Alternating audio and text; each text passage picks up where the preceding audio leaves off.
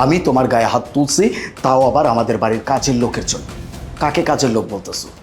এই বাড়িতে সে আসার পর থেকে তাকে কেউ কাজের লোক হিসেবে ট্রিটই করে নাই। আমি যখন ছোট, তখন সেও একটা ছোট ছেলে এই বাড়িতে কাজ করতে আসছিল। সেই দিন থেকে সে এই বাড়ির একজন ফ্যামিলি মেম্বার, আমাদের পরিবারের সদস্য। আমার বাবা মা যখন বেঁচে ছিল তখন এই ছেলেটা আমার বাবা মায়ের যেভাবে সেবা করছে, সেটা মনে হয় না আমার ছোট বোন বা আমার বড় ভাই থাকলেও করতো। এই ছেলেটা আমার পরিবারের জন্য যা করছে, এটা কেউ করতে পারবে না।